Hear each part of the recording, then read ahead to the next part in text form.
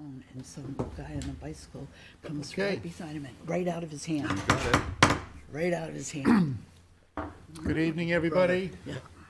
Calling the Londonderry Utilities Committee meeting to order for our meeting on Tuesday, April 2nd, 2024, and we are in the Moose City Conference Room of Town Hall. We'll start the meeting with the Pledge of Allegiance. I pledge allegiance to the flag of the United States of America and to the republic for which it stands, one nation, under God, indivisible, with liberty and justice for all. Thank you.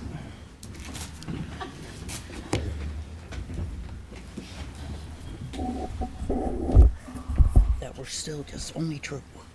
Number one, thank you all for being here tonight. We have a full crew. Ron Dunn is across the street at a school board meeting. He will be joining us later.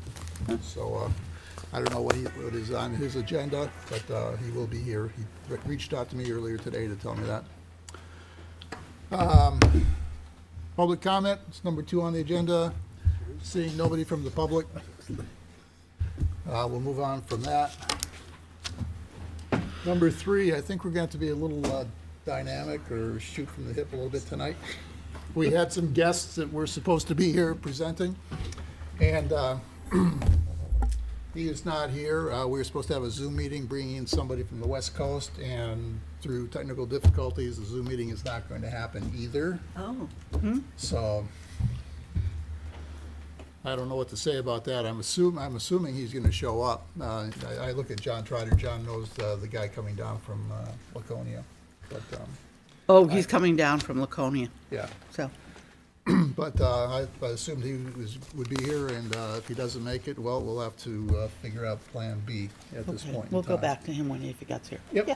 Yep. So, and that was a presentation that they were going to make on a solar farm proposal for Auburn Road. So we will come back to that. Moving on to administrative board work. First item is approval of minutes from, we need both February and March. Take separate motions for those. February, someone make a motion? Moved. Second? Second. Motion by Paul, second by Mike. All in favor of approving the February minutes, say aye. Aye. Opposed? They pass unanimously. March minutes, are we in a position to approve the March minutes? I know they came out late last week, I believe. Has everybody had a chance to look at them? Late? You had 5 I looked days.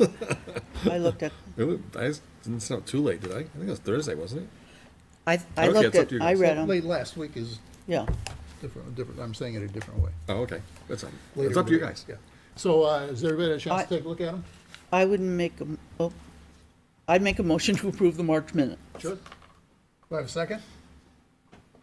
Second. Motion by Martha, second by Paul. All in favor of approving the March minutes, say aye. Aye. Opposed?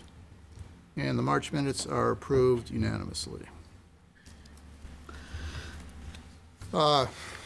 Next item is discussions with town staff, but John, you were here for the solar farm presentation. I don't know if there's anything you want to talk to us about or anything else. And I brought Lynn and Mike, gave them a tour of the Superfund site, the Auburn Road Superfund site, a couple weeks ago, and I gave them the lay of the land and the cells, the 3 cells that are out there, and kind of the 3 separate cells, the town dump, the tire dump, and the solid waste dump.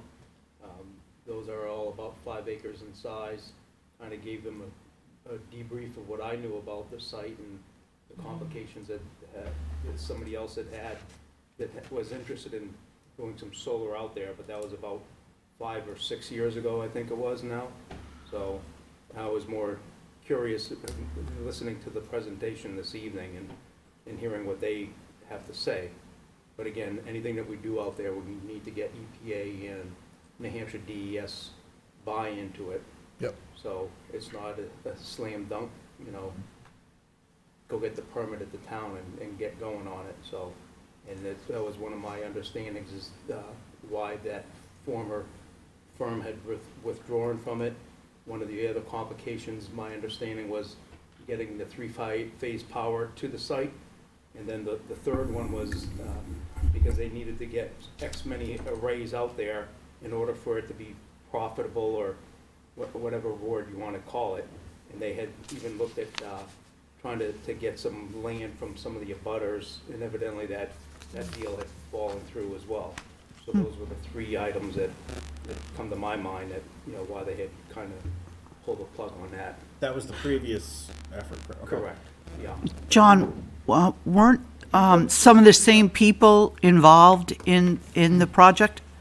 The same people that pulled out the last time, or had shown interest before, aren't some of these people the same? That I don't know, Martha. Okay. Again, I was kind of on the periphery because I babysit the site, and Steve Cotton was the gentleman that was doing a lot of the, Okay. between Steve and Kevin Smith were the ones that were really talking to whoever it was. Okay. Yeah. How involved has EPA regional office been, Boston regional office, How in this project? again, this was a number of years ago, Ann. Right. So again, I had notified them about it, just again, because they always want me to let them know what's happening on the site. So Yeah, again, did you contact the regional project manager, the Oh, yeah. RPM on the site? Oh, yeah. Okay. yeah. Who is the RPM on the Now it's site? Araldo, I can't say his last name. Rodriguez, probably. You Okay, probably know it better than I do. But this predated Araldo. I guess the question I had was, normally when EPA closes some sites, usually when we get to the record of decision, Yep. there are institutional controls that are Correct. put on the site. And I was just wondering if people have looked at those institutional controls and whether or not there's anything there that could potentially prove to be a problem in terms of reusing the site. So again, our consultant or our attorney is Rath Young and Pignatelli. Sherry Young. So again, Sherry is very up to speed with any and all activity that happens out there. So I know that the consent decree has 2 areas of the site that are stay off, and then the other site, they're going to be a little more lenient towards. And again, the kind of the number 1 area is the northerly portion of the site where all the 3 cells are, and then the second tier, or whatever you want to call it, is more of the undeveloped portion on the far side, in the south end of the site. Is that near where the homes are, the Yeah, residents? along Okay. kind of the Street. back side of the homes on Old Dairy Road. Okay. Correct. But the topography in there is pretty challenging. So yeah, whatever we're doing out there, we'll make sure that they're involved with it. The town had looked into possibly putting in a cell tower, not a cell tower, but a communications tower for the fire department. So again, even before we even started, I made them aware of it, and just again, is it a yay or nay? And they were good with where we were going to propose to put it. So, they've allowed some passive recreation out there as well. The flying Because I tigers. drive used to- by there and I usually just see the fence Yep. on Old Dairy Road. I see the fence and I haven't seen any activity, so maybe the activity's been on the other side. Yep. And I would assume, so I had a phone conversation with one of the gentlemen a few weeks ago about this, and I described to him the fact that it was an EPA Superfund site, and they said they had experience working with that. So I think anytime, if we get into a partnership with any developer, we're going to make sure that they have that expertise, number one, working with the EPA, and going through that whole permitting process. I don't know when the right time is to start the whole permitting process. We're so early into this. I don't know if you have any insight on that at all either. I would involve them right off the bat. So I would what's your involve, I would recommendation? involve DES and EPA right Yep. at the beginning. Yep, Okay. Even before we have a contractor yep, selected. yep. I have no Any sort problem. of proposal? I mean, it really does require looking at the record of decision, Correct. and the state has to look and see whether or not there are any state laws or requirements in there, as well as EPA's institutional controls. Usually, they're pretty carefully managed into the future, so it depends on what sorts of materials were there, how long they were there, et cetera. Right. I have no problem mentioning it to them that we have another tire kicker.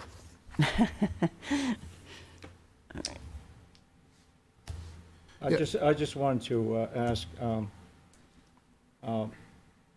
there is a Superfund site, but I think what they're talking about is having it towards, what is it, Old Dairy Road and to the south, which is more the highland part of it. And, but potentially it could also be considered a brownfield site. And I believe either the state or, I believe the Londonderry did get money for brownfield. Do you know, aware of anything about that? Not on that particular site, Ray. No, I'm not aware of Perhaps it. Mike knows something about that. Yeah, we received a grant through the state to study the Gilchrist orchard. Oh, Oh, okay. different. And so, and that phase one study was completed. And then subsequent to that, we got into this arrangement with Musetti to put in a development there and sell them the conservation rights. So I don't think the recommendation was to go on to a phase two, which would have been, digging into dirt and doing some analysis. But I think because of that commercial development, that probably is on hold, and I think it'll depend whether the project gets approved through the planning process, planning board, and what conditions the state puts on it when they go in for an alteration of terrain permit. And then we'll see. So I guess it's not out of the question, but it's certainly not moving forward at this time. Mike, wasn't that like 500,000? The brownfield grant. I don't think it was that much. Well, That would have been I think that was an estimate for the next phase. But Well- don't quote me, it's been a while. but it would not necessarily have to be used all there either. It could be a brownfield site somewhere else in Londonderry. Except it has to be designated as a brownfield site. It's not so Londonderry gets to choose which of our Superfund sites are going to be brownfield sites. I mean, it has to be categorized and go Right. through a process to be a brownfield site. Right, and this was not on in the mesh priority list. This was, It wasn't an NPL. this is just a site that we knew was contaminated, and the state agency that administers that program, we applied and got the funds to do the phase one study. Whether we could do that on, the site of North Londonderry, I suspect that what the EPA is already doing goes well beyond the scope of what we would have got to. I mean, what they're gonna say, I think, is, it's already being funded through the Superfund, so. Well, it there's sounds a like it's difference being between evaluated. brownfield. Oh, I'm sorry. There's a It difference sounds- between brownfield and Superfund site. Right. Difference. Right. Different. All right. And what we're talking about here on Auburn Road is not to site it directly on the EPA Superfund site, but Well, on Auburn another piece Road, of property that could be considered brownfield. Auburn Road is on the national priority list site. So that is what's considered a state and federal Superfund site. And it sounds like Gilchrist Road is not on the NPL and was being considered by the state Correct. potentially to be put Correct. on the Superfund site. And the state can designate to EPA, any first, second, third sites that they want to put on to the federal NPL site. But it sounds like Gilchrist Road has not been on the NPL. It's not. No, it's a brownfield site because it was an apple orchard there, and the pesticides in the ground would be the contamination. Oh, yeah. And the fact that Tinkham is next to it apparently is irrelevant. I'm not sure that's the case, but But you're not suggesting that part of Auburn Road Yes. is a brownfield, are you? yes, I am. You are. I am. And you're saying that that couldn't I- be. No, that can be. I Oh. don't know whether or not Auburn Road is There are different- designated as brownfields or There not. are different parcels, you know. There was a tire dump, there was many barrels of chemical that were dumped there which were removed. That's the Superfund part of it. The tire dump and the trash dump part of it isn't necessarily part of the Superfund site. As I Is it understand, I could be wrong. contiguous? Is it contiguous to the site? Is Yes, it on the yes. Well, Yeah. it's in that parcel of land, but, I mean, Ray is right. When we talk about the Auburn Road site, we're sort of thinking of a tax parcel of land that encompasses, those three areas. But I don't know what EPA did when they drew the boundaries around the Superfund site. That's what we'd have, as long as we're in there looking at the rod to find out what the institutional controls are, we might as well find out where the hell the site is. Yeah. Well, it's all part of the 2019 EPA report, which is a matter of record, and if there's a question about it, that should be reviewed.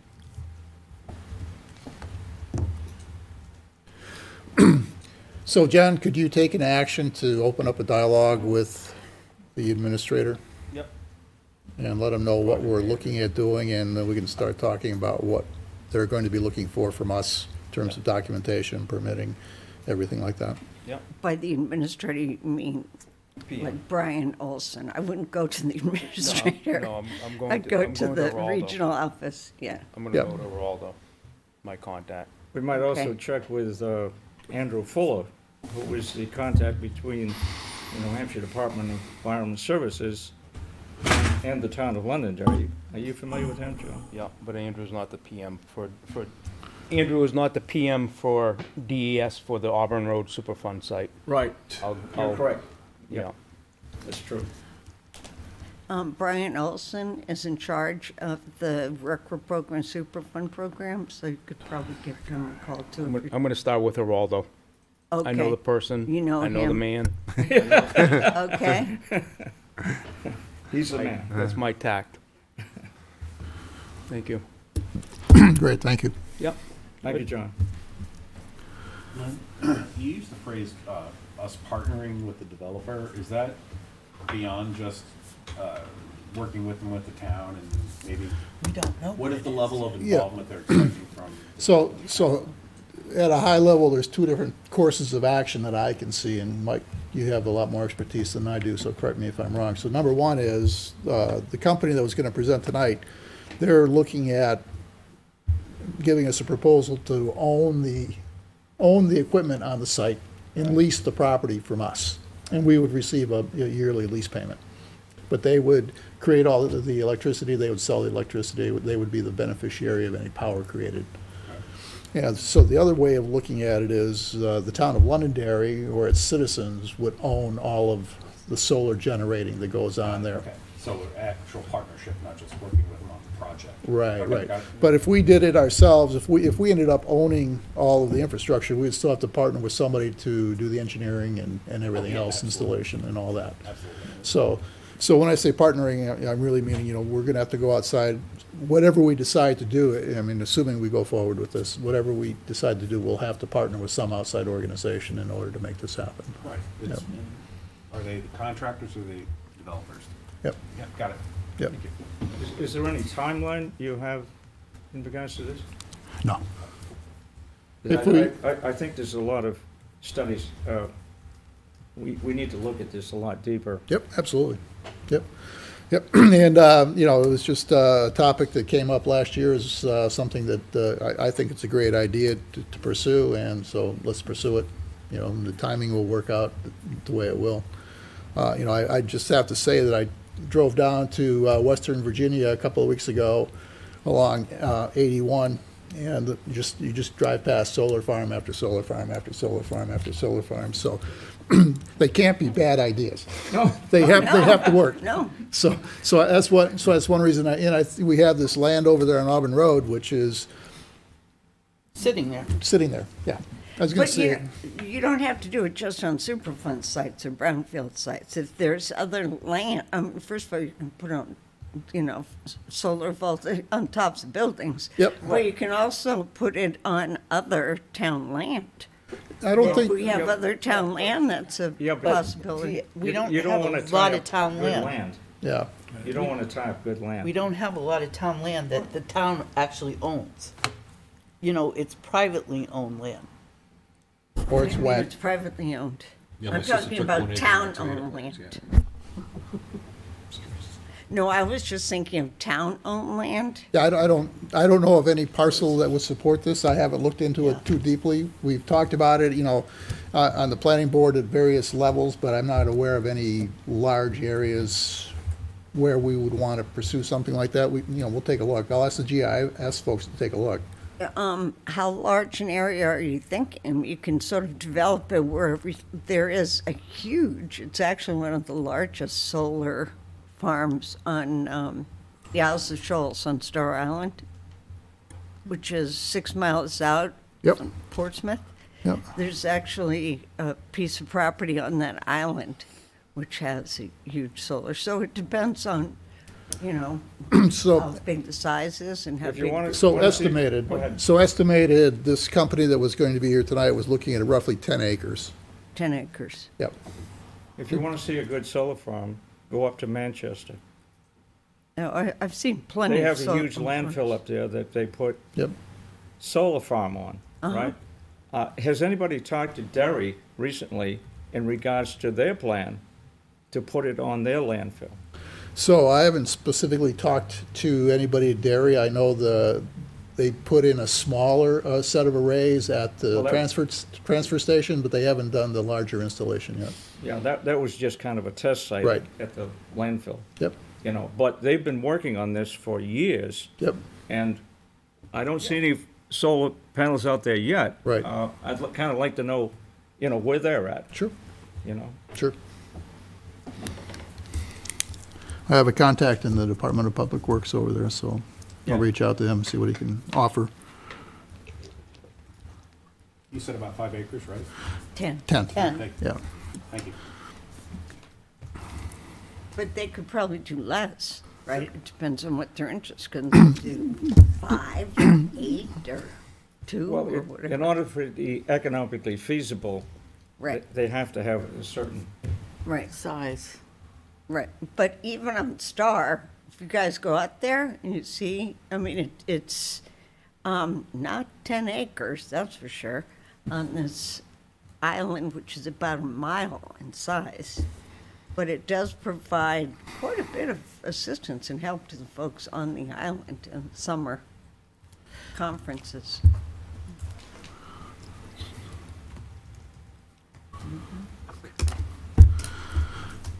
Anything else we want to talk about on this topic at this point in time that we can talk about? I'm not sure we have anything else. Ann, any Well, other I'm just words of kind of wisdom? curious because we're talking about land and you can't put them on tops of buildings. And you say, you know, you're talking about West Virginia. Yep. You go to southern Germany, Bavaria, practically every single farmhouse in that country, farmhouses, homes have solar on top. So, you know, we could think about, again, about town office buildings.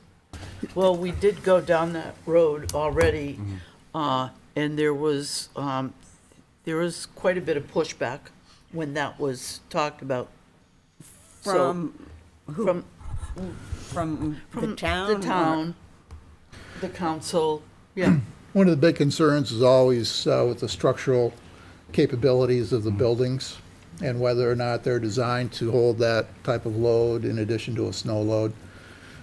And I know typically, if it's not engineered that way from the start, you have to go through and do a whole series of studies to make sure it's viable. Right. Well, And if anything happened on the roof and the roof, had to be repaired or whatever, then you have to remove all of those panels in order to get to the roof and do the roof repair. So we have a big one in I don't think Londonderry. it's undoable. I think it's doable depending on which roof you're talking about. I mean, we've got new fire station, right? Yeah, that, You've got, there got to be some buildings which are newer that can handle it. You've got homes in Londonderry which have solar on top of the homes. Well, yeah, I mean, they're, let's be clear, we're not against solar. We think Right. solar's a great No, idea. no, I Yeah. understand. The question is, where is it reasonably Feasible. sited? Right. Some of the other issues that were brought up was the aesthetics. People were concerned about how it would look, yeah. on the town property. So, Really, you if got anything, it would be a lot of positive. residents that like the look and the feel, and so we'd have to discuss that too. Right, okay. And that's fine. That's good. But what I'm just suggesting is that maybe we should look at the feasibility, have a study done or some work done to look at the feasibility of town buildings. And maybe there are some town buildings where it's feasible and some where it's not feasible. Yeah, there are rooftop solar developers that you can call up and say, hey, we've got X number of buildings, can you come and take a look? And you have 5 of them, or not 5, like 2 or 3 of them, Right. come and take a look, and they'll pay they'll do that themselves. Yeah, they'll give you an estimate. Yeah, they'll give you an estimate, and then they'll probably try to give you the hard sell on them owning the solar, Right. there's lots of funding and complex math that goes on in that. I've looked at literally over $1 billion of power projects bigger than this. 10 acres was about the low level of what we did, so it's different. But the financing of these things can be very complex with state, local, and federal funding of different types and tax Yeah. abatements, and the math is pretty tricky, which is fun. But there's people that make businesses out of this that will come and look at they look at the school and say, hey, this is a roof, and then they'll, this is what you potentially could get on there. Right. And then potentially this is the concern of, this is whether or not the roof is designed in such a way, and then there's insurance products you can get and contracts that you sign on, who has liability on, the penetrations on the Yeah. roof and the liability. I'm on the just roof. suggesting that we have somebody do, a study on which of our buildings is potentially feasible. Yeah, Well, I there's- think that there's we should solar. see what's already been done. I think we should look at Right. what has No, I already been done. obviously agree with And, that. yeah.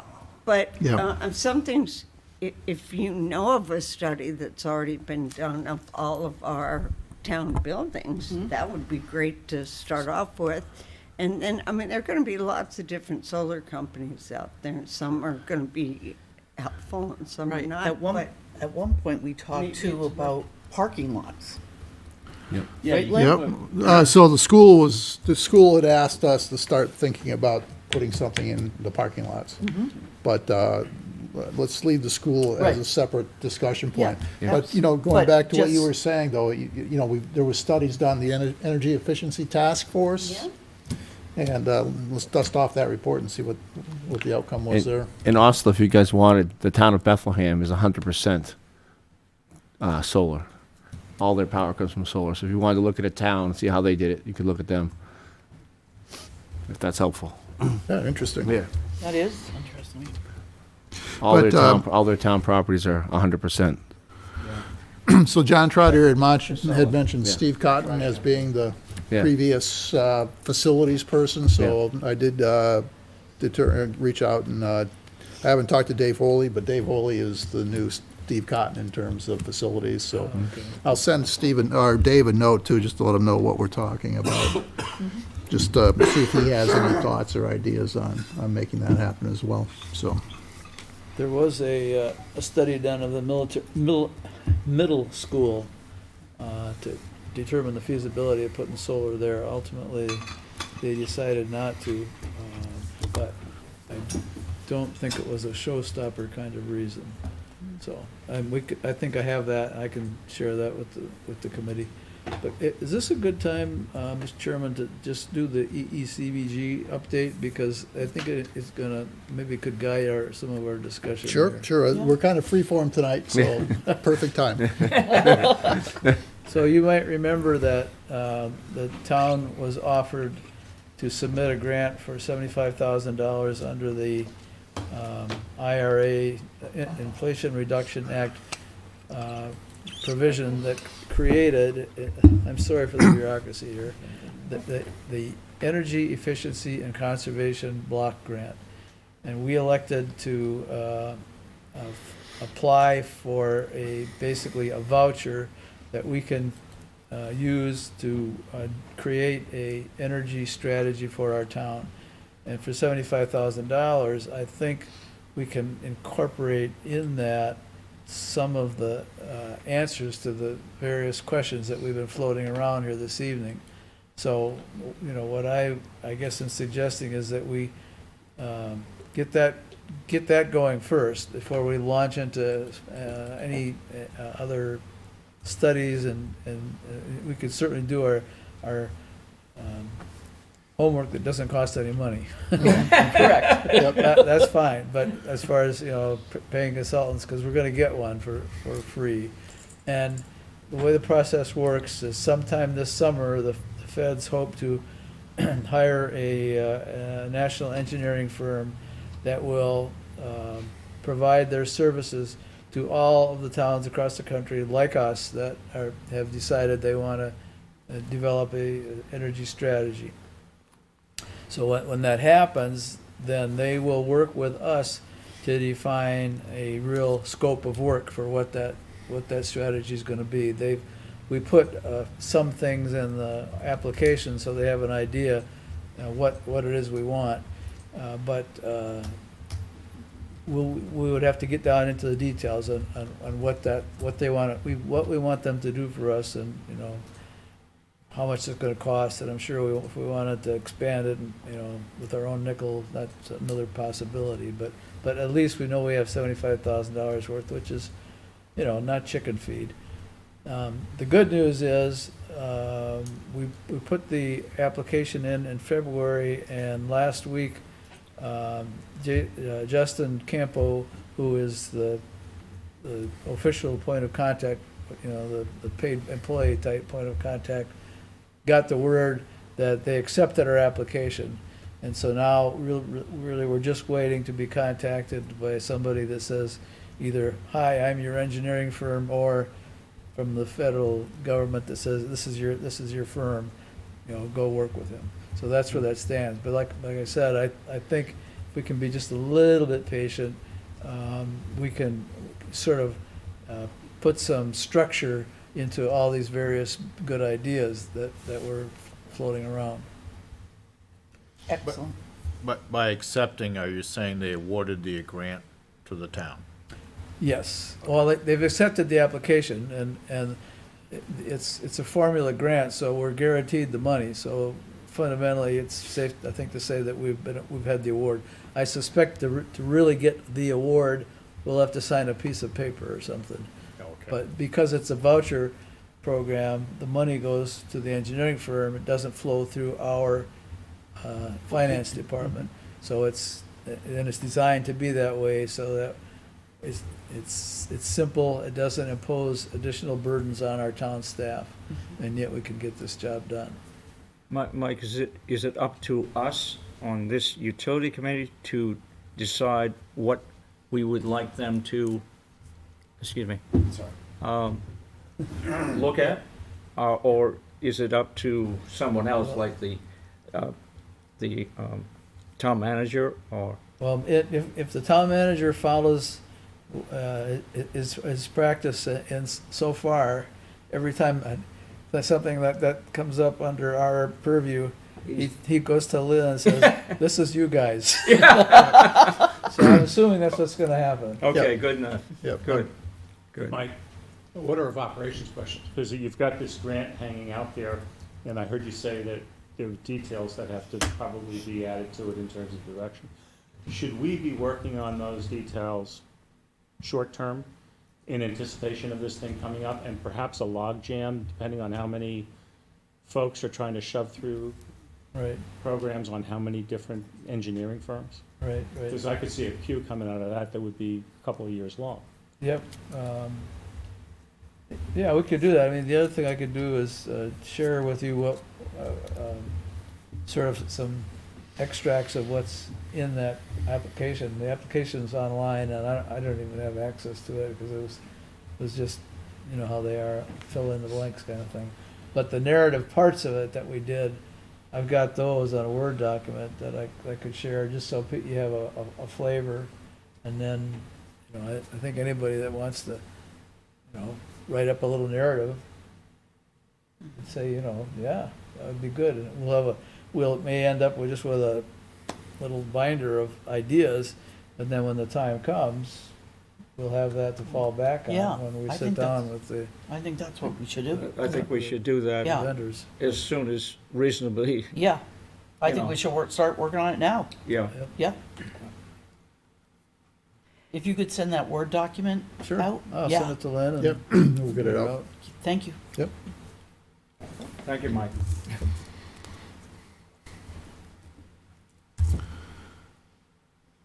Okay, any other discussion on that? Let me just, sorry to interrupt. Oh, but go right ahead. There's a blueprint that, what they call a blueprint, that is, again, they're trying to make it easy for our municipalities. So this particular blueprint is called the Strategic Planning Blueprint, and it's only a page or two long, but it's got a whole list of, you know, potential actions. So I will include that. So when you see the blueprint, don't be confused, that comes from the DOE, Okay. just to, you know, give us a little help.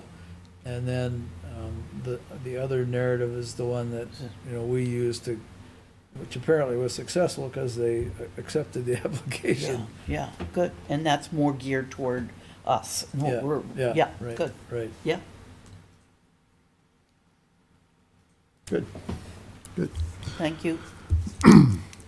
So we were at a point, discussions with staff, so I got a couple things here that are happening at the townwide level, just that are of interest, I think, to everybody here. The drop-off center is opening on April 13th, so a couple of weeks away. Hold on to your junk for another couple of weeks. Waste oil drop-off is April 6th from 10 to 12 behind Central Fire Station. If you have anybody or if you know of anybody who's looking to get rid of waste oil, that would be the time to do it. That's free to get rid of that, by the way. It's like, I don't know, changing the oil in the car. Yep. Yep. Or your lawnmower, Lawnmower, yeah. snow blower. Tractor, All of the above, yeah. And the people that run that are volunteers, so when you drop your oil off, be sure to thank them for their service. Thank you. I'm the one doing it Saturday, so bring Oh. donuts. There you go. Bring Thank you is donuts. not good enough. The new townwide email system for boards and committees. There are some people here who have activated their new account. There are some people here who have not activated their account. If your account is not activated by tomorrow, you're going to lose all of your archives. The archives will not port over to your new email address. If you activate it by tomorrow, anything in your inbox, your sent box, anything like that will port over. What time tomorrow? Close of business? Close the business. Okay. And if you have any questions, Is it 4 o'clock, 5 o'clock? Kelly? Yeah, 5 o'clock, but don't wait, I would call Kristen. I went to see I know, I saw Kristen, her message. and she set me up in like 10 minutes. And I brought my phone and my computer, and I'm all set. Great. Yeah, So I spoke to Kirsten, and she suggested that I bring in my laptop. I haven't, but there's always tomorrow. it's always tomorrow. She'll be a busy lady Hurry tomorrow. up then. You better hurry up. There'll be a She's queue. doing 1 or 2 boards a week, so it's not like everybody on a board is going to see her tomorrow. So, but please, if you have any questions, contact her. She's willing to reach out to us and help. And just a reminder that once this is up and running, there will be no more private, or business conducted on private email accounts. Everything will be through the Town of Londonderry Board's email account. Yeah, she has been very helpful, very diligent. She made telephone calls and, to folks. I spoke with her last week, Yep, so she's yep, been great. she's great. Mr. She Chairman, is great. Yes, sir. I walked into Kirsten's office as you were walking out the other day, and one of the things I suggested to her was that it might not be a bad idea to run a little Outlook training session. It has a lot more capabilities, for Features. example, than the Gmail I've been using for the last 4 or 5 years. Yep. A lot of new things on there, and it may actually, I was thinking about something that she could maybe videotape and make available to everybody, but you might even consider, depending on how folks are adapting to the new system, having a training session as part of one of these things. I could ask her to come in at our next meeting, if everybody's interested in doing that. Well, I think what he's suggesting is there's a way to do a screen capture and do instructions, because I'm already corresponding with her, how to use this on a desktop client at the same time. And then she can put it together as a video, just watch it. Yep. Because when you first do it, it's a little tricky, but after she showed you, went, oh, that was easy, right? But so sometimes a video helps, and yeah, she could come in here too, I guess, yeah. Yeah, the first And run then- through took difficult seconds. is it?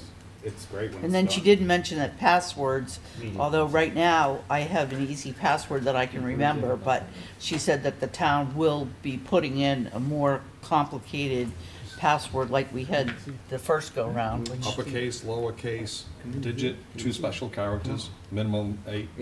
yeah, maybe a space. They use Technically, space. Yeah, they use space. Yeah. So that's what you get, that's what you get to look like. I'm telling you, I'm coming over and getting a lesson from you. So, for those who have not signed up, beware. And so, next item, there is now a Water in Londonderry tab on the Londonderry homepage, the town's homepage.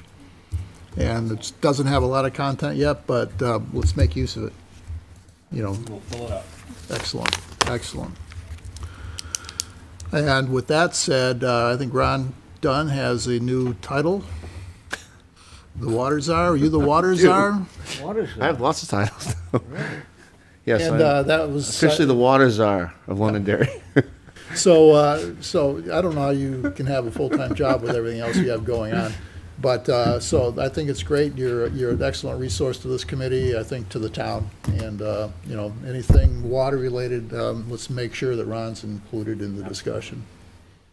And, Ron, I didn't actually send out to you, which I should have done. Did you get a copy of Mindy Mesmer's report from last week? I did. She sends it to me. Good, good. That was Yeah, pretty she's eye-opening. she's very good. There's a lot of good people out there to help us. Yeah. Yep. What's the chance of her coming in here? Mindy, Good. I'd say it's a good chance. I did talk to her. Yeah. Yeah, we've been going back and forth on telephone calls, but, and if we can't get her in here, then we can possibly also Zoom. Yeah, we could probably get her in She here. lives in we'll see Rye. how successful we are with that. Yeah, No, we'll try. she lives But in Rye, yeah. do you want I'm just thinking it would be easy. She is very outgoing to help people. I would say she'd be, if we gave her enough notice, I think she'd be here. How about Nancy Murphy? Nancy, yeah. Nancy, Wendy. Nancy just lives next town over, so. She lives in Merrimack. Yeah. Yeah, we've Ron, talked I'd about like those to folks. ask you a question. Go ahead, ask away. There was a position vacated by Deb Paul on the Groundwater and Drinking Water Trust Fund. And I have contacted Bill Boyd, and he wrote back to me and told me, but my question to him was that since we have formed this formal committee in the town, official committee, could one of us serve on it? And he wrote back to me, no, and he sent me to the statute, which I read through, and it can only be a town councilor, or it could be a state rep, Yep. or you could have another person at large appointed by the governor, which I'm not that close, I don't know if you are. But is there any possibility that you could approach that committee to take that position that was vacated by Deb Paul? I've actually spoken to Bill Boyd about it, and I am one of the people that is being considered. Okay, Apparently, there's other towns that also want to have somebody on that board, so I will keep you updated. okay. I think Bill is would like to have somebody from Londonderry on that committee. You know, when he was at the presentation, you know, I Yes. think he has us. He wants us to succeed and do well, so I think he does want somebody on that committee. So I'll keep you updated. Thank you. Thank you, appreciate it. Yeah, great. And then finally, I don't know if everybody sees the emails coming from Chris Pappas, but he put out an announcement a couple of weeks ago that we were awarded $1.66 million for water and sewer infrastructure improvements, mainly supporting Woodmont. So I don't know the timing on that, but that's good news. That Yep. really is, we're obligated to provide that funding to Woodmont. You know, there's a partnership. I don't know the percentages, if it's 50-50 or not, but And John was able to meet with him, and John asked him for $200 million. So we'll see where that goes. John asked him for $200 million for Londonderry. Yeah, good. So How'd that work out? we'll You see. He, still- he didn't say no, from what I understand. You gotta ask. He didn't say no. So the note is, Ron Dunn commits to 200. No, Oh, okay. no. John was meeting with him at Woodmont, and he had asked him. You know, I guess they talked about what does Londonderry need, and John said $200 million, and he didn't say no. So, say no. so Are you aware of addendums to that original agreement with Woodmont for the PUD that makes the town, whatever, you just So- said 50%? Obligated. Obligated. Yeah, So That's aware, a separate agreement. yeah, Well- it's a separate agreement from the PUD, but I know they're out there. I don't know them verbatim okay, by any means, but I believe it's an addendum to the PUD. is it? okay. But, you know, and personally, I've got a problem with it because it really obligates the town to get all the permits and actually get the money for their project. I got a problem with that, okay? When we're trying to get money for our infrastructure. Right, right. I would be opposed. I just don't know how it came about or what it says. Is it available at the town? Yeah, it is. Okay. And I think it's all on the website for that matter too, if you go to Planning and Economic Development. Oh, Martha, I have a Okay, I copy hope of we it. can find it. Yeah. But if you look there, there's a Woodmont tab okay, on the side, the left-hand side of the screen. okay. And then the other thing that I thought was good news for anybody who's applying for a rebate through you know, for their water systems, their home water systems.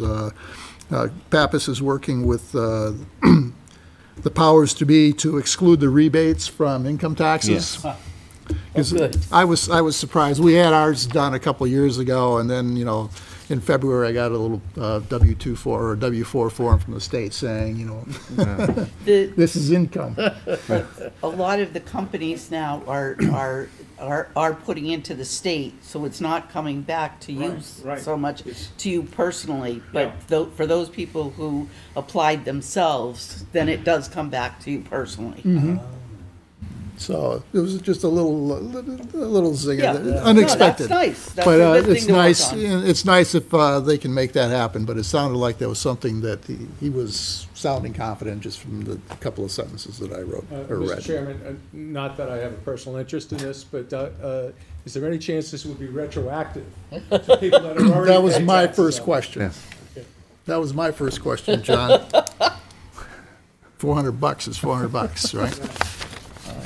Yes. So that's all I have from the town side. Any other questions before we move on to the subcommittee discussions? Okay. Yeah, I'm just curious if there have been any additional meetings with Chris or with Jeannie or with Maggie about water? None that I'm aware of. I don't know if anybody, if Ron, if you're aware of anything. No? None that I'm aware of recently, no. Okay. You know, I think, It's nice to know those things. Yeah. you know, I think But I one thought that question, was one of the things you were gonna do with from our meeting that we had. No, Joanne, you can update us what we did. So I think that's one of the big questions with water is we had success with Article 3 getting passed, and now it's just like, what? What's Okay, next? what's next? Yeah. And we have to drive that, what's next, so. But let's get to that in a couple of minutes. First, let's talk the Energy Subcommittee, and help me out here, everybody that was at the meeting, but we did have a meeting on Saturday, the Energy Subcommittee meeting. We talked about community power aggregation and looking as to how we move forward with that.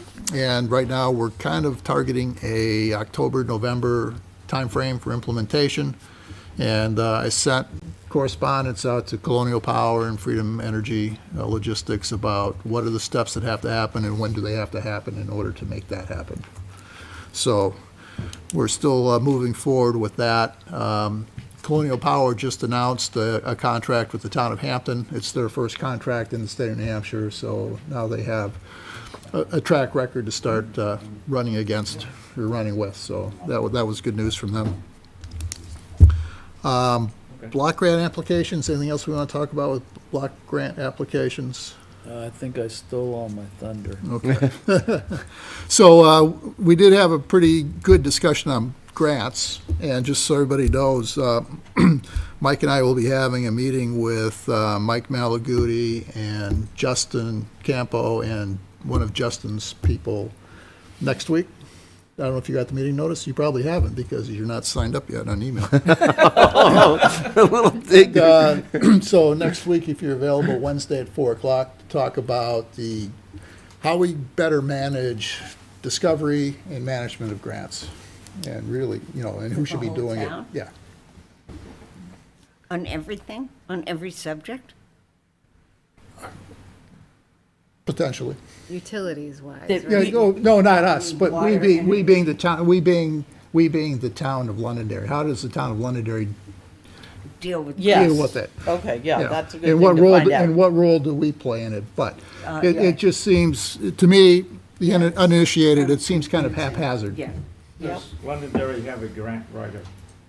As of now, no. Not as of now, I do not believe so, but I we thought may. At one point, they did have somebody. I'm not going to say yes or no because I don't know the definitive answer. It may Yeah. be yes, it may be It no. wasn't a full-time person. Right. It was, yeah, it was just. It was on assignment or whatever. Yeah, or- right. But it's, from what I've been able to determine so far, it's a lot of work Correct, on both ends. correct. So, and how do we best go about doing it, and what can we do, what can we, the Utilities Committee, do to support that process? I think are the questions, so I think that'll be a good discussion next week. We talked about the solar farm on Auburn Road. Anything else from last week, or from last Saturday, that we want to talk about? Oil aggregation. Oil aggregation, I know John Mann had brought up a possibility of looking into home heating oil aggregation programs similar to that we're pursuing with electricity. And at this point in time, based on legal counsel advice and town manager's desires, we are not going to pursue that from a town perspective. There's just a lot of, it's not enabled by legislation the way electrical energy aggregation is enabled. And there's going to be a fair amount of administration involved in doing a project like that as well. And right now, the town just doesn't have the staff. Well, but there's good news. We can talk about publicizing the private, John can probably describe Right. it. Yeah, we talked a little bit about, and this is maybe good for you to listen to, Ron, that there is no state program for heating oil aggregation, so raise that flag, become the heating oil czar for us. Another title. Yeah, come on, Ron, step up. But Well the done. specific example I gave was the buying group that I belong to. When I compared what I paid for this past seeding season to what the statewide average is, and they put those numbers out there, I saved about $900 over this past year. Now, it's like everything else we say, it's not guaranteed, you don't know what's going to happen, it's market fluctuations, all this other stuff. But so based on the fact that there's no way legally right now that we can do it, I think more than anything else. What I had suggested was maybe we could do an educational thing and throw out, here's some buying groups, here's some information on these buying groups, what are their fees, maybe they'll even share what their price was last year or something of that sort, what their timelines are, and just maybe do a little grid, and then we could potentially put it on our website, or if we didn't want to go quite that far, we could put it as an ad into maybe one of the local papers to publicize some information from the utility. Because a lot of people aren't aware that those kind of groups are out there, so. And also Facebook. I think, And Facebook, I think we'd all be interested in knowing how you Yeah. saved $900. You can update us on that, Yeah. and the general public for all. And Very point B is you don't tell anybody else in your family about it. You pocket the cash. And all of a sudden you show up with a 65-inch LED TV.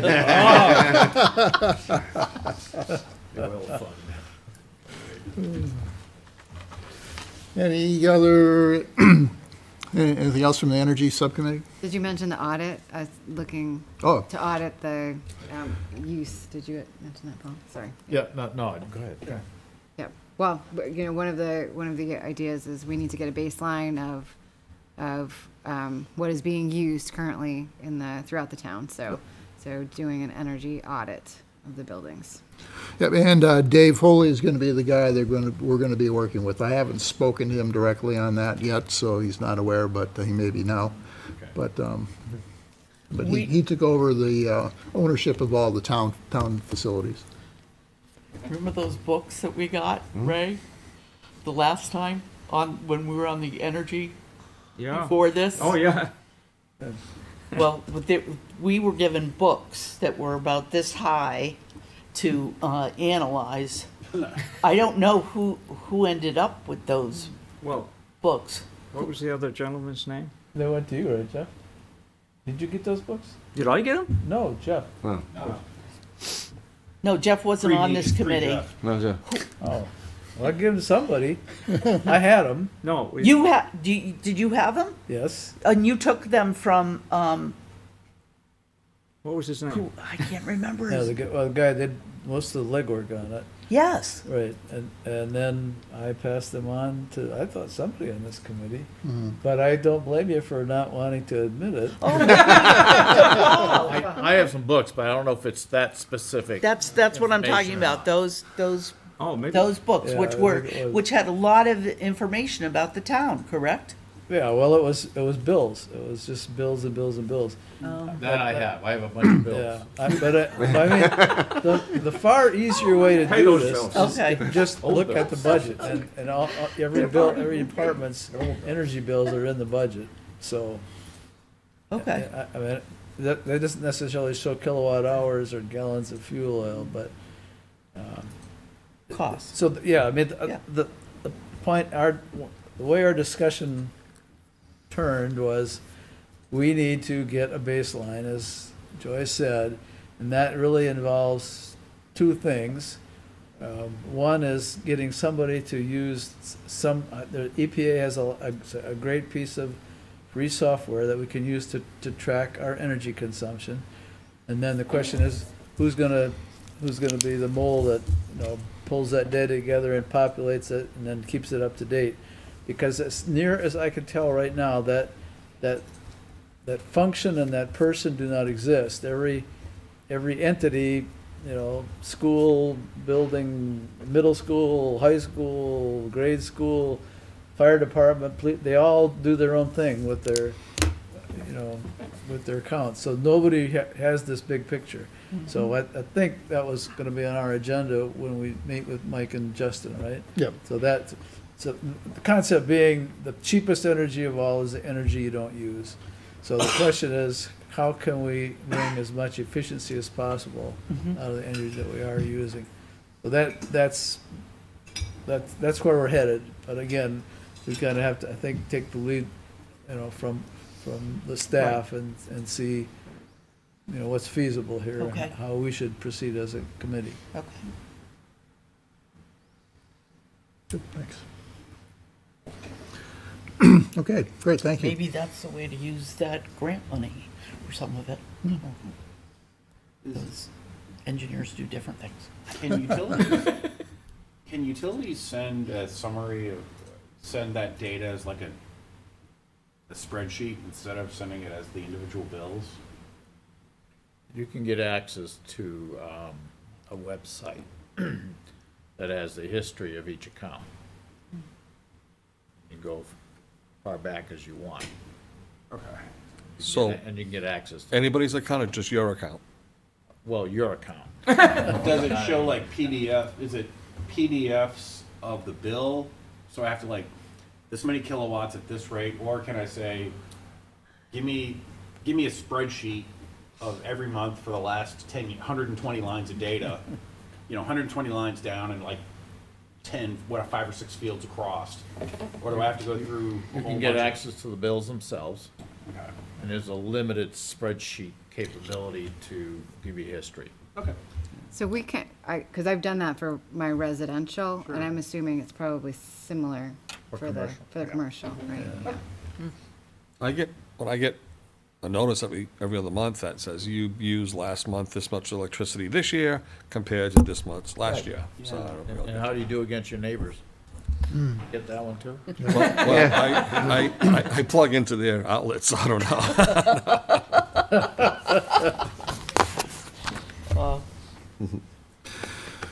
Okay, moving on, the Water Subcommittee. Any news, Jeff? Yeah, I think we had a good first showing with our first video.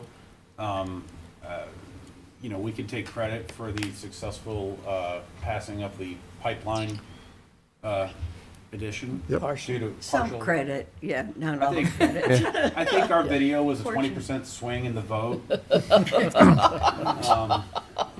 I think it went well. Mike seemed pleased.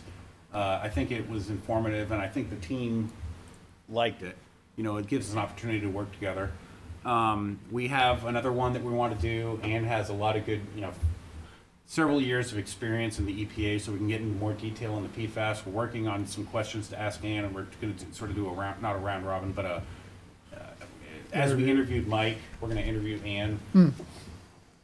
And then go ahead, Ann. Well, I'm just thinking, since Ron is the water czar, Ron should be sitting there. Ron should be able to, it'd be great to be yeah. there if you could be there.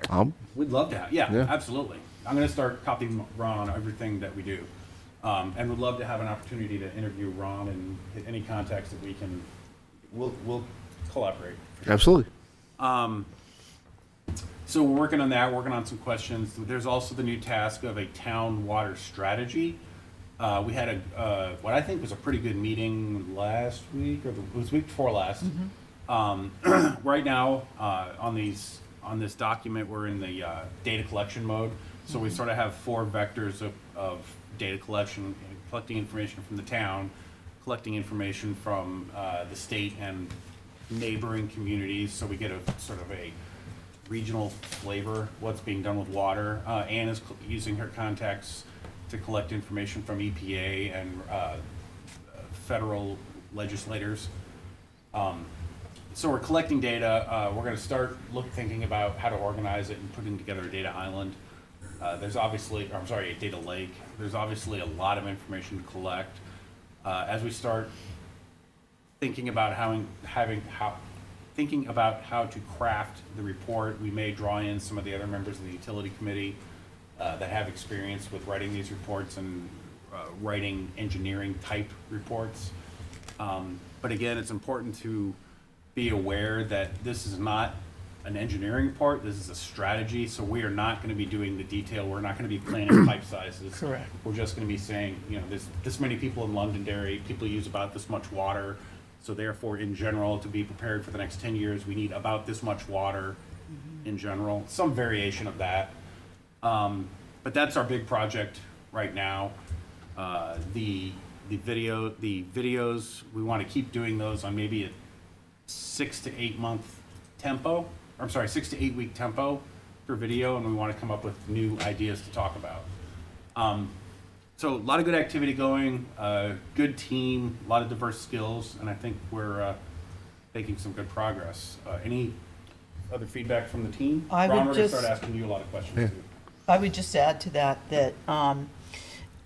Ray and I got together and talked about approaching the town to find out where exactly the town is on water. Perfect. Because we're new to this in terms of being totally in the know with the town. And so we have asked for a meeting with the engineering department, John Trottier. He asked for questions from us, so we did send him over a list of questions. And I'm just waiting now for John to get back to us with a date. Can you copy me on that just so I can start filling up the data lake? Sure. I don't want it, Yes, it's just like, okay, good, I just want to keep an eye on it. yes. I was gonna fill you in as I had more information, No, but absolutely, yeah, no, there's just, that's what we've done. Ray, anything to add? Well, I think, you know, we come up with, I think, some pretty good questions. John asked them to be sent to him so he can review them and come back. And so, at his, whenever he decides to do that, hopefully soon, we can have a conversation with him and learn more. And another point is the Article 3 passed, which is great. And so I guess potentially we have maybe $5 million and maybe some other money coming in, which, you know, we'll just have to see on that regard.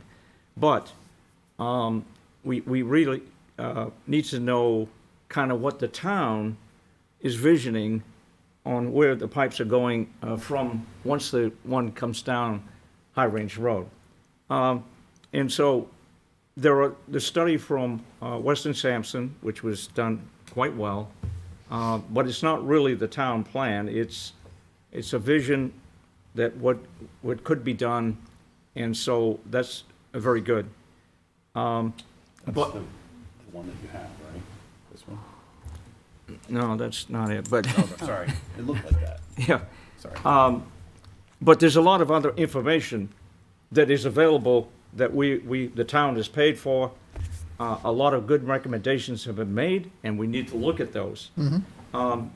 But getting back to the pipes in the ground,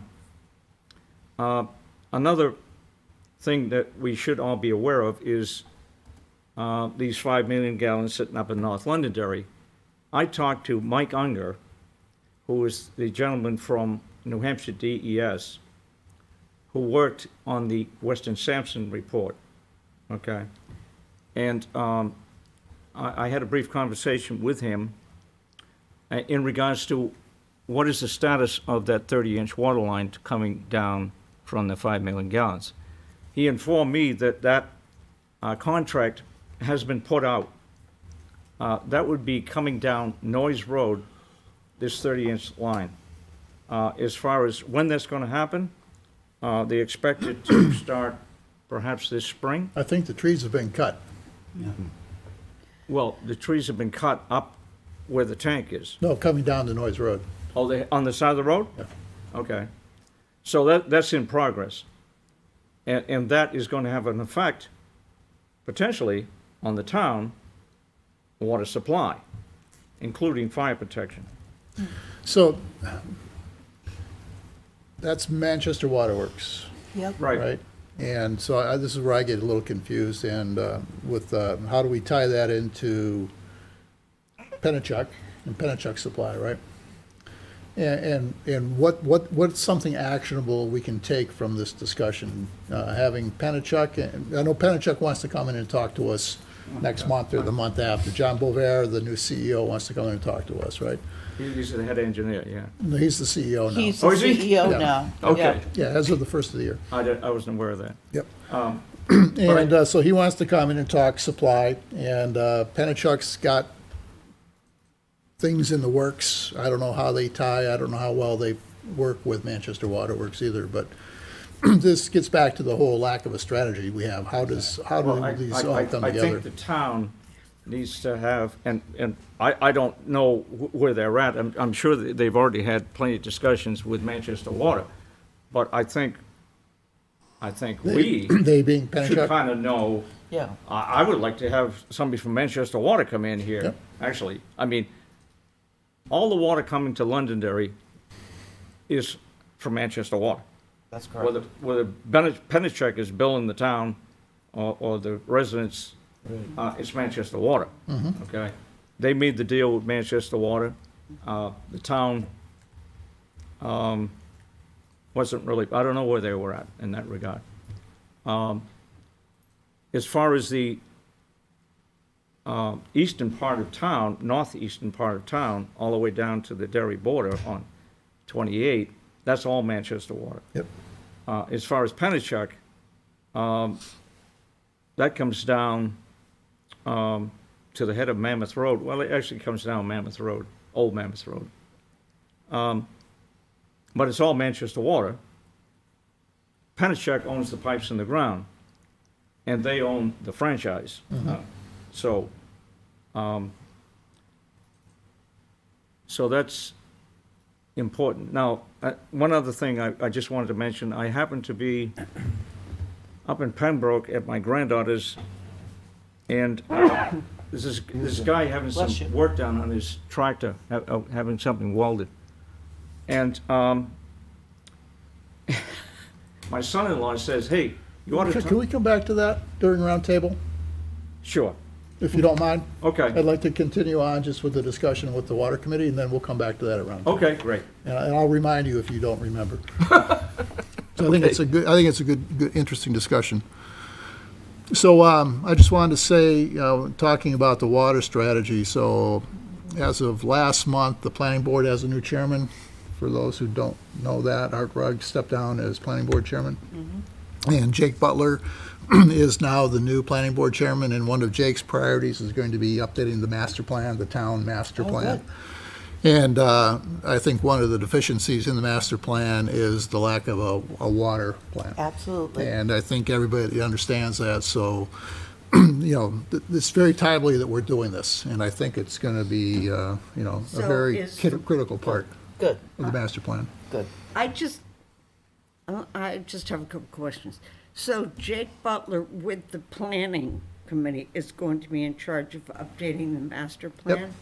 And as a part of the master plan, there'll be a water, Section, there is today, but it's yeah. very thin. and it's spread out, all through the report.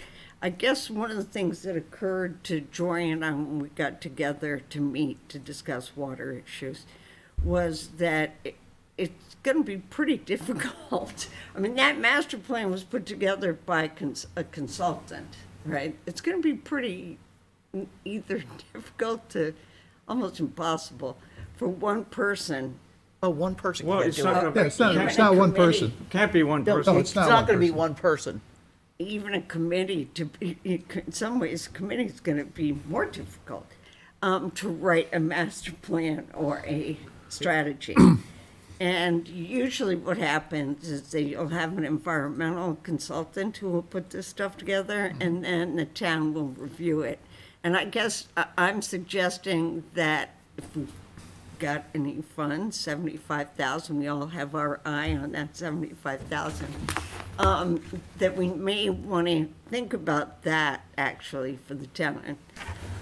There is funding out there for the master plan update. There's already there's already $60,000 allocated to it. already set aside Yep. to get started on it. And it's not a new Yeah. master plan, it's a revision of the existing master. Right, but that, I think even just looking at it in a cursory way, it's got to be a lot more focused.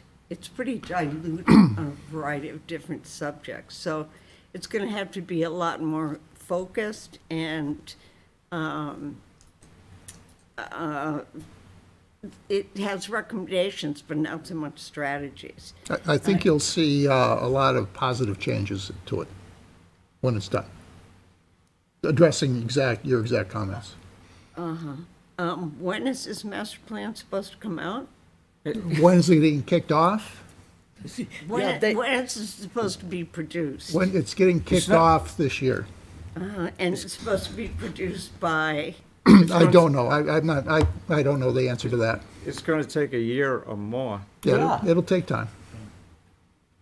If done properly. Yeah, Right. it'll take time. right. Right, it'll take a long while. But meanwhile, Well, One of the Work is things great. that we noticed when we were taking a look at the master plan was that it included a lot of, for example, low impact development initiatives that, according to the schedule in the master plan, would have been easily implemented. You know, By now. by Easily. for sure by now. Yeah. And, you know, so our concern is that whoever is working on that master plan really remains focused on these water issues.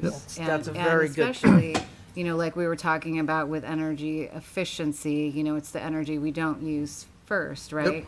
And that kind of thing with water also, you know, when we think about low impact development, it really is ways to more easily develop landscapes so that our water is retained and cleaned here as it hits the surface, as it infiltrates. And so, you know, keeping those, so, you know, it was exciting to me when I read the master plan that, wow, these were being thought of, but at the same time, have Nothing. not seen any of that been Zero. implemented Yep. so far. by So- the way, we had a master plan implementation committee that was worked on. Oh, Mike how'd was that on go? it, I was on it, a lot of other people were on it, but it was shut down Oh, by the planning department. Okay? By the Which pl- should no, not have by the happened, but it planning did. board, Ray. By the Pardon? By the planning board. The implementation committee was a creature of the planning board, and basically the You- planning board kept narrowing the scope till it kind of drifted away. Yeah, I'm So I sorry, it think was so. the planning board. Yeah, so, you know, not to revisit history for the sake of revisiting history, I think you'll see some changes in the way the whole plan is attacked this time around. Good. Because I think there were a lot of lessons learned from the last one, and the way it was implemented, and the way it was put together. And I know there's a desire to do it differently this year. When And- is that gonna come up at the planning board meeting? So, when the public hearing is announced for it, I will let everybody know. Okay. So, For what it's worth, in the 2011 plan, That plan is online. they formed a master plan steering committee, which was separate from the planning board, but included planning board members, and included I'll give you a hard some, copy. I was there from Conservation Commission, there were, you know, there was a good representation from all the, you know, stakeholders. I don't know if that's the plan for this time, but we may want to. it's in its infancy at this point in time, so Yeah. I don't have any details on that type of I mean, thing. but I could envision the utility committee hopefully being invited to Absolutely. Yeah. send a rep to the master plan steering committee. Yep, absolutely. Absolutely. And that would be the way to, you know, incorporate some of these concerns that we're talking about here. so Lynn, do you suspect that Jake and the committee is going to sort of put together bids or get some bids on which environmental consultants would work on this strategy? I would assume so, but I don't know. Okay. I haven't been part of those conversations. I would assume so, though. Again, if it passes any guide at all, the master plan steering committee had, I think we solicited bids, I think we got either 3 or 4 bids, and then they all came in and, you know, made their presentation, and then we set up an evaluation system and, you know, came up with a recommendation. So it was, and that process then kicked off a very significant public engagement process. So we had charrettes, 2 or 3 of them, Oh, in which all townspeople could come in and, you know, put their thoughts on paper. And by the way, Southern New Hampshire Planning can assist the town in that regard. Yep. Like the town of Derry did, and other towns do. that's a good idea. Anything else from the water subcommittee? No. Okay. Well, Well, yep, hang on, something. Joy and I met, and in addition to talking about the master plan and looking it over, we also talked a little bit about the kinds of activities and the kinds of capabilities for a person to work with the town. We talked about this last time in our last utilities meeting, that we would propose in a one-pager that it would be useful to have somebody who works for the town, who has an environmental science or law degree, who can work on issues about both environmental compliance from the federal and state level, as well as a person who could potentially write some grant proposals, projects, just be a little bit more proactively involved in the town's environmental program. So we talked a little bit about both the capabilities and the skills that would be needed, and we talked a little bit about the kinds of activities or tasks that the person could work on. I think it's a great idea, but are you talking about somebody like is existing already in the town or bringing somebody in? Well, if there's somebody existing in the town, great. If No. we're talking It'd be- about. The only problem I have with that is they probably have a job list to do. And we might be imposing, or it No. might be in parallel. No, I would I'm assume talking we about would, I would somebody assume new it would be somebody under new. John. Yeah, Yeah, somebody yeah. new under John, possibly, that would be, have some expertise, Clean Water Act, Safe Drinking Water Act, Stormwater, would have expertise to make sure a couple of things, whether or not we're in compliance with both the state and federal laws. That would be nice to know.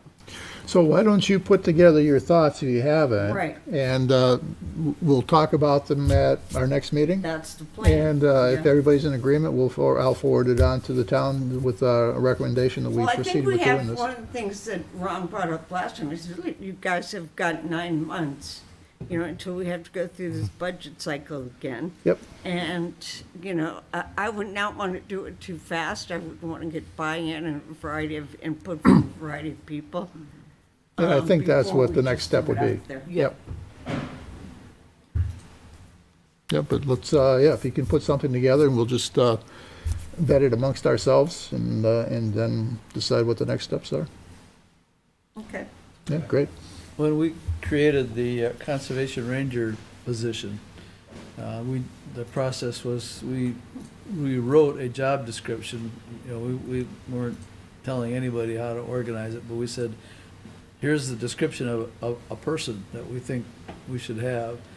And then we negotiated that, and it ended up being a partnership between the commission and the police department. And then we wrote a more detailed job description for them. But that was the talking point, was here is a job description. How can we now do this? Yeah. So that might, if you're gonna draft something, doing it in the form of a job description that's generic, could be somebody on staff, could be a new hire, could be a part-time, you don't care. All Right. you care is that these tasks need to be done, Right. and then see where it goes. Well, it'd be useful to get a town boilerplate of a job description. To tell you the truth, if the town has boilerplates, we always had at the federal level boilerplate sort of descriptions of different tasks and jobs, but even as to how they You wanna- write their job descriptions. You want to reach out to HR and ask them if they would give you that? Yeah, who do I talk to in HR? I think there's one person. One person. Or, And we're she's on already the looking website. for a planner, just grab that job description. Yeah. Right, yeah. Okay.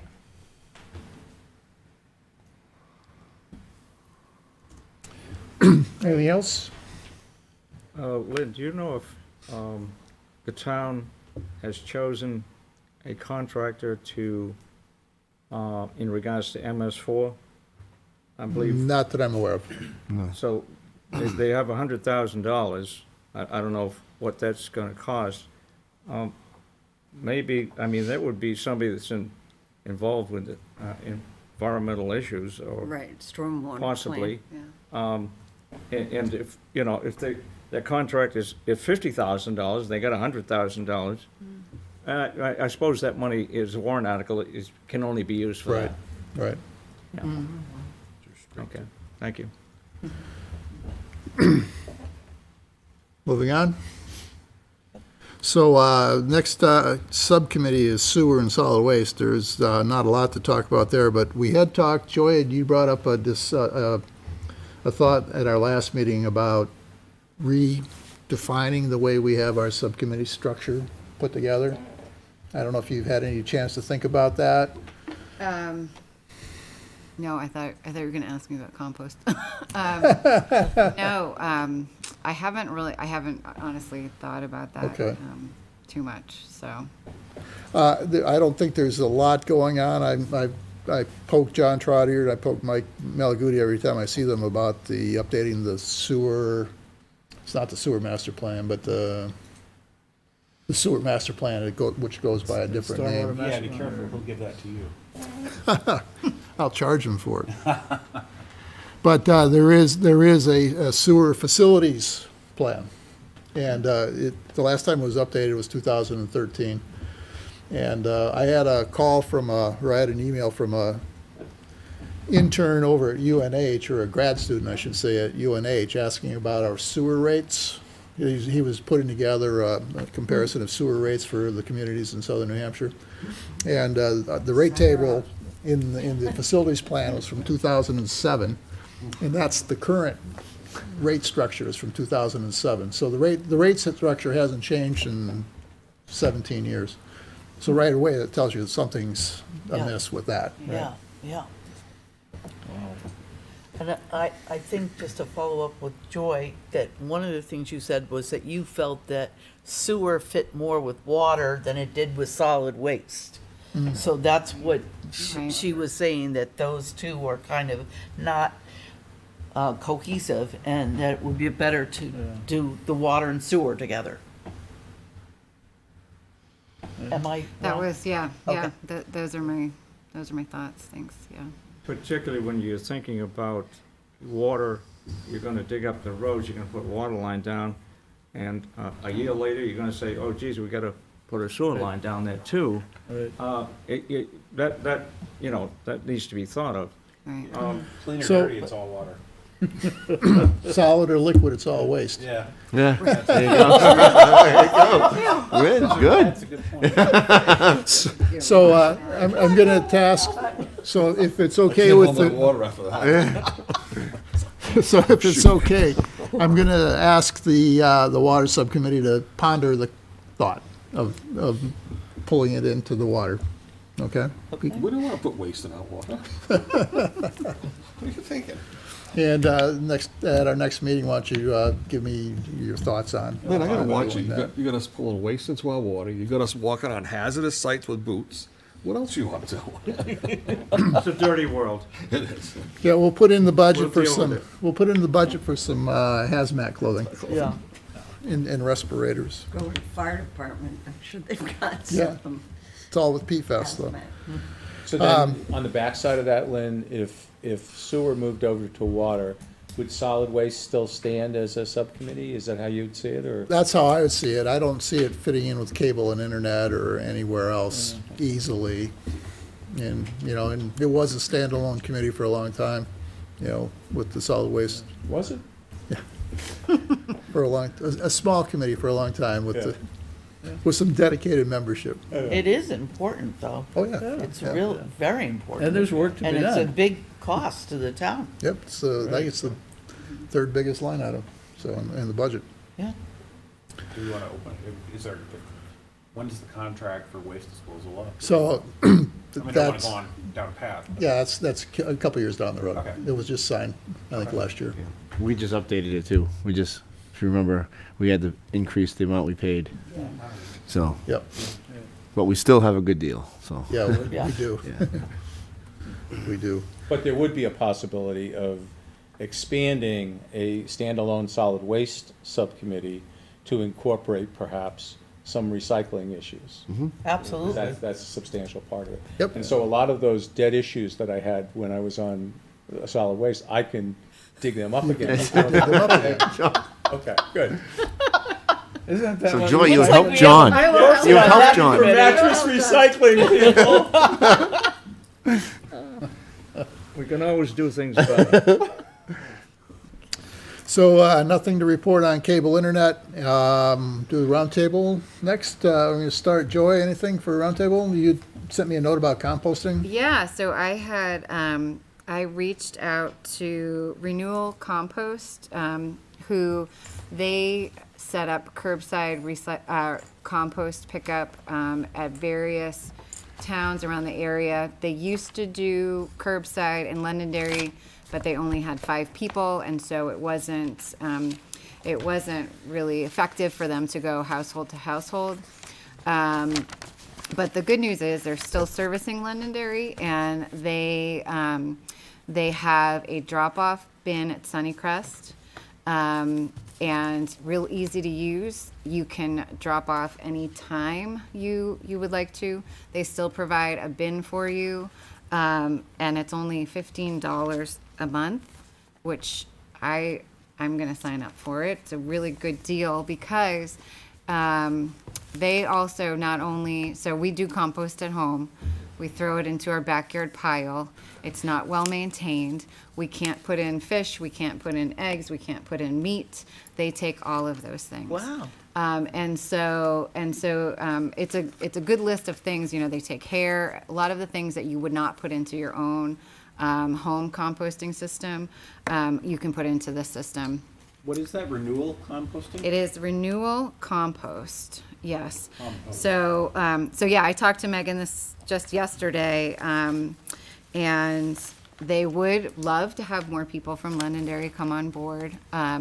They do a pickup at Sunnycrest once a week, and again, there's only 5 people, so you know they're continuously monitoring to make sure that that bin stays good for Sunnycrest. But right now it's working fine. They pick up once a week and they just bring to JNF Farms, and then at that point in time it's JNF Farms responsibility, and they're the ones who compost it. And if you're part of this program, you can request a free bag of fully finished compost at the end of it. Oh, wow. But I did so I've also done a little bit of research on basic numbers of the amount of food waste that the average U.S. household puts in our trash, and it's 31.9%. So it is a pretty substantial number of the trash that we generate. That's a low number. I've actually heard higher. Yeah. 49%, even over 50 to 60. Yeah. And it is a major cause of And it's a methane heavy. gas. It's 6% of global greenhouse gas emissions. If we do it on a per person basis, it's about 218 pounds per year of waste per person. Wow. So it's a lot of weight. So talking about again, what we don't throw away, it would be a lesser cost for us for our waste handling, for the stuff that they take to the landfill. If we were to implement composting. So just so that's something that people know about, that's available to the residents of Londonderry. They would love to have more people partake in it. I'm sure there are other firms out there as well. I haven't contacted any of them, but I just wanted to let people know about that. Can you put that on our Facebook? I sure can. Yep. Yeah, that was I was gonna ask. Yep, good. Sorry. Yeah, I think that's fabulous. That is fabulous. Yeah, so we could just take like a 5-gallon bucket and pull all our stuff in and then drop it off at Sunnycrest. Yeah, and they provide, so they give you like a kit. So they have a bucket. Yeah, so they provide the bucket for you. They said they don't provide bags, but they said you can use, you can buy your own bags on Amazon or whatever, that are compostable bags, and you can use the bags in the bin. So your bins don't get super dirty. Which will happen bag in the in the summer. bucket, you fill that up, and then you just take the bag and throw it in there. Take the bag, throw it into, yeah. Oh my Yeah. God. Wow, that's You fantastic. know, Yeah. what would be useful is if they're willing to pick up. If they're willing to pick up, if we got more citizens. More So I residents did to ask do her. it. I said, "Is there a number?" And she said, Magic "Well, we don't number. have a number, but we would definitely, rethink if enough residents in Londonderry." She mentioned that she kind of threw out the number 30 people. If we get like a little over 30 people, then maybe we'd rethink. But I think that was just a ballpark number. in Manchester and Concord, they have 300 households that they service in that area, and those areas. and those two Curbside areas. pickup is, Dairy has it, Hudson has it. Dairy has it Wow. only, and they said there's a small number in Dairy too. They still do it because J&F is right there in Dairy, so it's easy. But yeah, so if we spread the word enough, it could be the possibility of resuming the household pickup. I Yeah. think that It would be a slightly higher cost. I think their cost is It's on High Range. lowered for us here in Londonderry because it's not a pickup at Right. home. But right. yeah. So Joe, how do they prevent, Yes, they do. everybody from going over to Sunnycrest and dumping their stuff? They don't. They don't. And you're right. That We is on air? everybody watching tonight. Yeah. So they don't. It is an honor system. Yeah. So yeah. So say that again, I'm sorry. We're not supposed to drop our stuff off at Sunnycrest? No, we are. But Okay, that's but all the right. question was, you hear about this word of mouth and you say, oh, I can dump my compost at Sunnycrest. This is where I'm going to dump my compost. And not But- pay so the they- $15. Not pay. And not be part of the program. Got it. Yeah, freeloaders Right. compost. So it is an honor system, and likely anybody who's going to be collecting compost and dumping compost is probably someone who's responsible for paying for that. You'd like to think. You'd like to think. Yeah, so put something on the Facebook page. I will. Yeah, absolutely. Anything else? Nope. Bob? I'm good. Ann, anything? If you choose to. John? Happy I camp. know it's optional. Martha? Very happy. Mike? Good. Jeff? Lynn talked earlier tonight about getting signed up for the new email. I will stick around for anybody that has you have to have your cell phone with you to get the Microsoft Authenticator. Authenticator. I'll stick around and we'll sign up anybody that has their cell phone that wants to get signed up on the email. I'll stick around and help them with that until it's done. For anybody who wants to stick around. So Awesome, thank you. You should have your laptop and your phone, right? Yes. Yeah. I can sign you up on my laptop, and then you'll have your account. That way, we'll be able to. We have a deadline tomorrow, so this is not perfect, but we'll get under the deadline. Oh, So, and you could get they could get into their laptop when they get home. Exactly. Yes. You sign I'll into the clear all account. the cookies off my laptop. We'll sign in under yours. You'll type in your email. You'll type in your password. I won't be looking. We'll sign you in. I'll bet you will. Oh, that's right, it's webmail, so you can just log into her account from your system. Think of all the things you Right. could But she's get. gotta remember the new password. Well, she can write it down. I have pen You and can paper. write it down. But the thing is, you have to have your phone because they put up a USB or UPS, whatever those codes. Right. So you have to take a picture of the screen. So if you don't have your phone, I can't set you up. But then you'll still be able to log in on your own computer when you have your phone with you. Does that make sense? Or That's a very nice offer. yep, thank you. And be carefully authenticated. The two look almost identical on Android and almost the same on, Apple, yeah. so yeah. And the phone appliance, the phone login, it's a little bit different on Android and Apple. I was able to do the Android one pretty easily, and I tried to help Lynn with his tonight, and I couldn't figure it out. I mean, we only had a few That's minutes. encouraging. Yeah, yeah. And to what John said, I think we should also work on doing a little tutorial, because I already got mine set up with folders by the subcommittees. I've gotten away with a pre-read. I've got them so the one line, because right now, all your emails are concatenated together and you can't tell who replied, who Sure, sent. sure. So now that's been all changed, so you can separate that all out. So I think what I just heard is John's gonna stick around and also sort of do a training program. I'm not right to my old. But once we have the Outlook. emails, then Do we you have can Outlook on your communicate. Apple? I don't. We can all use the right Oh, system. you don't have Outlook on your And phone? I we do, can, well, no, we can start I don't. moving forward on some of the projects we're working on. so. Yeah, I'll show you what I have. Oh, okay. But I couldn't make it Just work on by my phone. a point of administration, last meeting, I think I was asked to send out my little matrix of all of the undone things from the master plan. Did that get out or not? Because I sent it, but I don't. No, I did not I get it. didn't see it. I would have sent it to you. It may have been an administrative failure here. I'll double check when I get home. Oh, I'll just send it again. Okay, No, it could easily because, you know, fall we're into the cracks, talking about unfortunately. all this master plan stuff in there, here, I sent that out, nobody's mentioned it, that's made me think, Okay, we'll try that again. Okay. Along with the other thing I promised, yeah, the narratives for the ECBG plan. Jeff, anything else? That's all. Thank you for the offer. Ray, talk about, Well, no, since we were talking about the master plan, and here's a list of all the things that recommended that did not move forward. And so that is really important that hopefully we will be involved with that. The other thing was, getting back to the University of New Hampshire, I had the opportunity to speak to a gentleman who is in charge of the water treatment plant at UNH. And to make a long story short, he invited me to come up and view the plant. And anybody else that wants to go up, I think it would be an opportunity if you got the time to do it.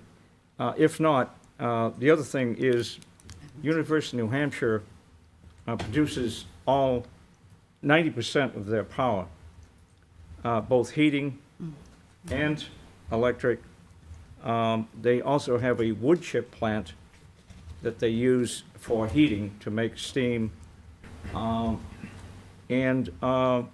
it's pretty interesting.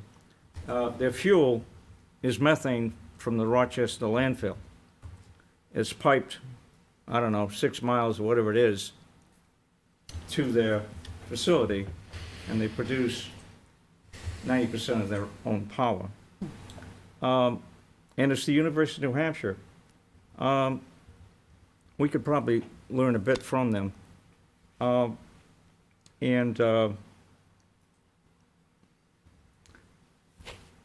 So that's all I got to say. great, thank you. If anybody's interested in that tour, can you coordinate? Sure. Talk to Ray? Bring your nose plugs. Oh. But talk to Ray if you're interested in going to do that. Yeah, I okay? mean, I haven't set anything up Yeah, yet. no, but just Yeah. to gauge interest. The Coke plant. Oh, well, that's another thing. I talked to somebody that was a manager at the Coca-Cola plant here in Londonderry that uses more water than anybody else in Londonderry, as far as I know. Yep. You know, and they have their own purification plant, you know. And basically, I believe it's like reverse osmosis. You know, even though the water coming from Manchester is technically good, clean water, it's not good enough for them. God, not good So- enough for Coke. Yeah.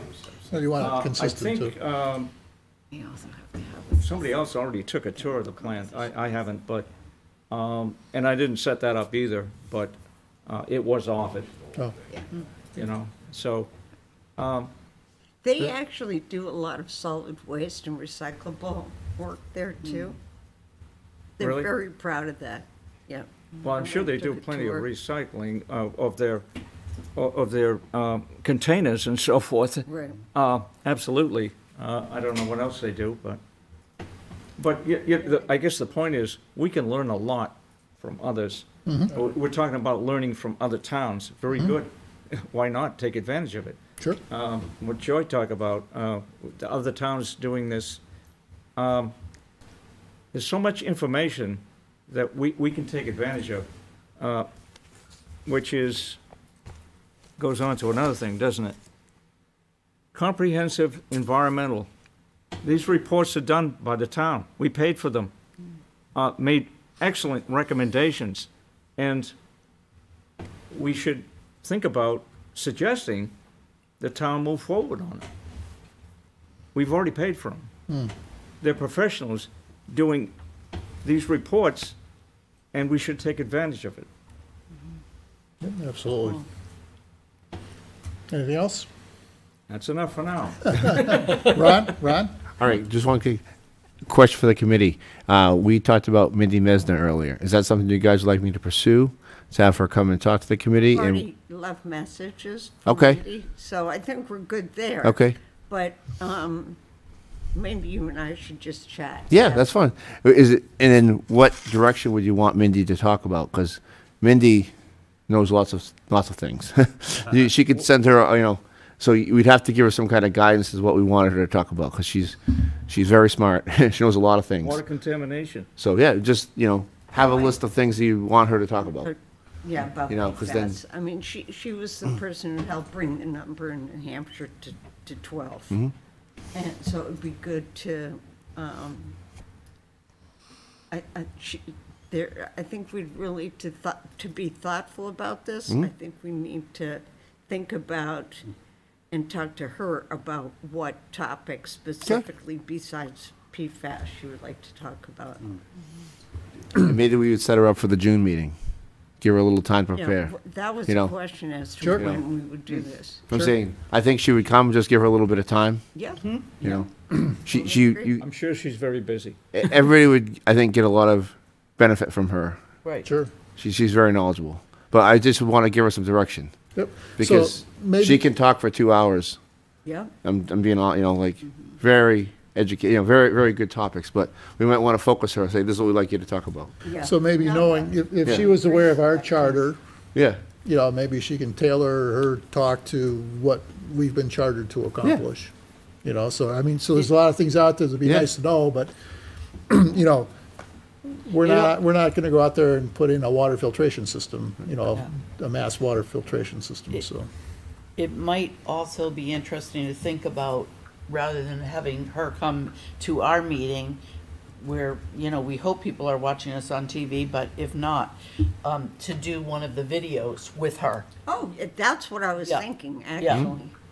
Yeah. And just the three of us. Yeah. Right, With talking, that would, I think, be the most useful.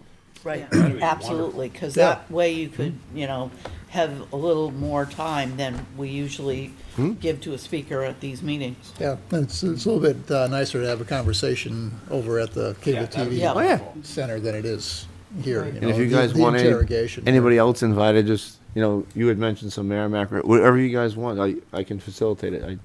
I know them all. They would all be willing to help. They're all excellent people. So Yeah. you two can work together? Absolutely. I think it's a great idea. Good. We're collecting ideas for people to bring in. Yep. And that's one of those mentioned at the last meeting. so Excellent. for Sure. Okay. Good. Anything else? I'm good. John? I forwarded an article to you, Lynn, from the Boston Globe. That I think Interesting you article. tried to I sent it out. I sent it out Did to everybody everybody. get that? If- I Very won't talk about it. interesting. Everybody who has email got it. That's true. Another benefit of signing up to the town system is you'll get a very interesting article. And for those who didn't get it, it was talking about individual third-party providers of energy that are not the utilities. Well, in typical Boston Globe style, they opened up with some horror stories Yeah. Right. of people that have been scammed by various Yep. nebulous third-party suppliers. And they said the answer to the whole thing is community or municipal aggregation, like what we're trying to do. Yep. Okay, and they talked about some of the same drawbacks that some people have experienced. All of a sudden, their bills jumping, their supplier side jumping, Correct. and worse. There Yep. were worse stories than that. I saw that. You said So that? it's a good article. Yeah, yeah, it was very good. Yep. And so, Well, wait a minute, but also had the article where Massachusetts is trying to abandon the whole thing, right? Right. Well, the ban third-party suppliers to individual the customers. not municipal aggregation. Right, not municipal aggregation. Still, that's, anyways. Well, People's- there's people's- opposition to that too, John. I hope There's two so. sides. There's always two sides. People's Republic, People's least. Republic of Massachusetts. I'm sorry. So, anything else we want to talk about tonight before we close, Joy? Just one brief thing. I want to invite you all on May 4th. We are doing one Townside Beautify Londonderry Cleanup Day this year. We want to highlight just one day for the community to come together. So you are all welcome to come. Matthew Thornton, between 9 and noon, will be handing out trash bags, we'll be handing out gloves, and we'll be handing out gift certificates and vests, yes, so you're visible. And we are thankful for Colby's Cones from Sunnycrest. They are donating free to us, a small cone, a voucher for a small cone. So after you go clean the roads, you can head over to Sunnycrest, Get an ice get a cream. free ice cream. Yes. Awesome. Very nice. Can you send me a link to that? We could put it on the Facebook page? Yes, I will. Yep, yep. Yep, that's always a great event. So, great event. Okay, seeing no other business, I'll entertain a motion to adjourn. I'll make a motion to adjourn. Second. All in favor, say aye. Aye. Opposed? And we're adjourned.